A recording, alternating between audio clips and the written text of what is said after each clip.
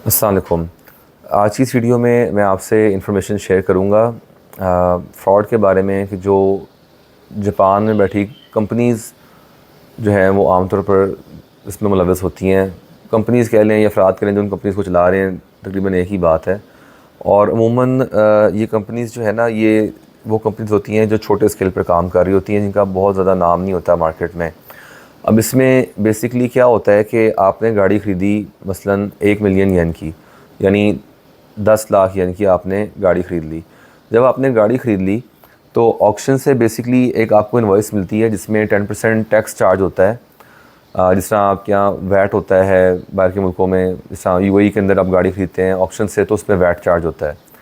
इसी तरह ही वैट जो है अगर आप इंग्लैंड से गाड़ी ख़रीदते हैं उस पर भी चार्ज होता है, लेकिन वो रिफ़ंड भी होता है अगर आप वैट रजिस्टर्ड हों तो। खैर, जब वो 10% टैक्स चार्ज होता है जब भी गाड़ी एक्सपोर्ट की जाती है, और ज़ाहिर है कि हम पाकिस्तान में बैठे हैं, पाकिस्तान गाड़ी मंगवाते हैं, तो पाकिस्तान जो है वो गाड़ी एक्सपोर्ट ही हो रही होती है। तो एक्सपोर्ट जब गाड़ी की जाती है तो 10% जो वैट है और एक साथ रिसाइकलिंग टैक्स होता है वो सारे रिफ़ंड हो जाते हैं बेसिकली एक्सपोर्टर को।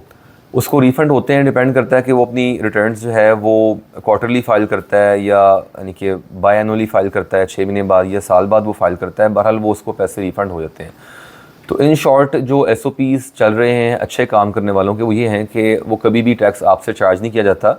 ऐसा नहीं होता कि आपसे टैक्स चार्ज किया जाए, और ना ही ऐसे होता है कि आपसे टैक्स चार्ज किया जाए और बाद में साल बाद आपको रिफ़ंड किया जाए। ये होता है कि अगर आपने 10 लाख की गाड़ी खरीदी और मिसाल है कि 2 लाख येन आपका फ्रेट पड़ता है, अज्यूम कर रहे हैं, वैसे इससे कम है लेकिन आप अज्यूम करते हैं फॉर सिंपलिसिटी जो है, हम अज्यूम करते हैं कि 12 लाख का आपका बीएल बन गया, यानी सीएनएफ कराची आपको गाड़ी 12 लाख की पड़ गई। तो आपसे 12 लाख येन ही चार्ज किए जाने चाहिए, ना कि आपसे जो है वो 10% टैक्स जो है वो 1 लाख या 13 लाख चार्ज किया जाए। आपको कहा जाए कि ये आपको 3, 4, 5, 6 महीने बाद हम वापस कर देंगे। आपने ऐसी किसी भी कंपनी से काम नहीं करना। अक्सर लोगों को तो इस बात का पता ही नहीं है। पिछले दिनों एक हमारे क्लाइंट थे पिंडी में, तो मैंने उनसे रिक्वेस्ट भी की थी कि मैं अभी थोड़ा सा मसरूफ़ हूँ, कुछ ऑर्डर ज़्यादा हैं, तो हम उतने ही ऑर्डर्स लेते हैं जितना हम काम कर सकते हैं, तो हम आपसे आपका ऑर्डर नहीं ले सकते। तो लेकिन उन्होंने काफ़ी ज़ोर लगाया, मैं नहीं कर पाया। मैंने उनको पहले भी कहा था मैं शायद नहीं कर पाऊँगा, तो मैं नहीं कर पाया। उनका ऑर्डर जो प्रोसेस वो वेट करते रहे 1-2 दिन। उन्होंने किसी नए बंदे से गाड़ी मंगवा ली।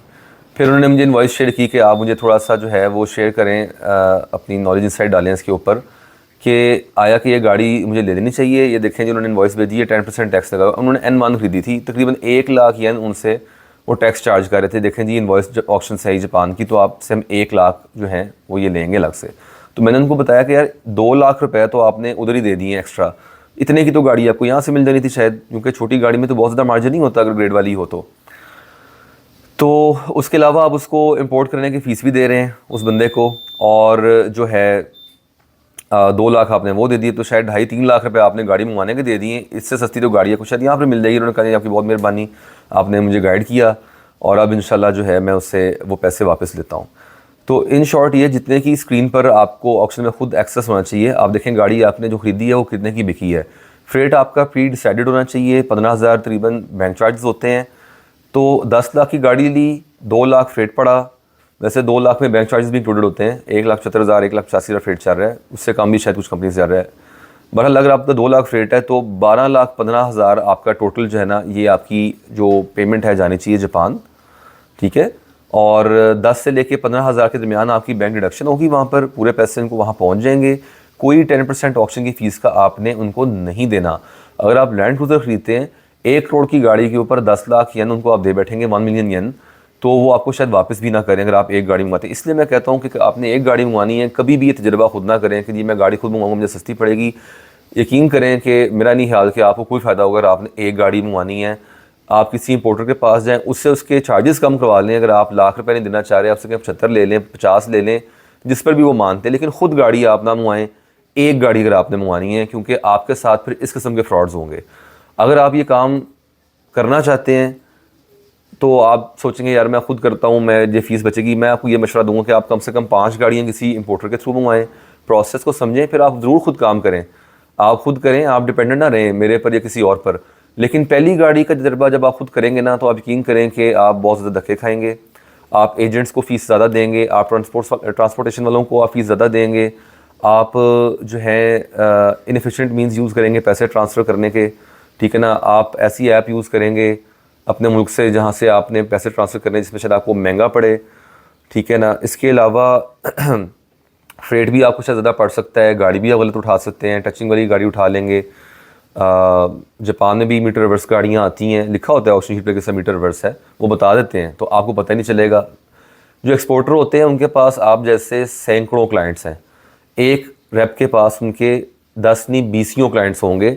वो कभी भी मुमकिन नहीं है कि हर क्लाइंट को पूरा टाइम दे सके और हर गाड़ी को वो आपके लिए जो है देखे। अगर उनके पास 20 क्लाइंट्स हैं और 20 क्लाइंट्स जो हैं उनमें से उनके पास इंपोर्टर्स भी हैं और वो 5 गाड़ी अब इंपोर्ट कर रहे हैं, तो बिड कर रहे हैं दिन में, तो 100 गाड़ी उस एक्सपोर्टर का जो सेल्स रेप है वो 100 गाड़ियाँ जो है वो नहीं मार्क कर सकता, 100 गाड़ियाँ डेली बेसिस पर नहीं दे सकता और ना वो आपको पूरा मशवरा दे सकता है।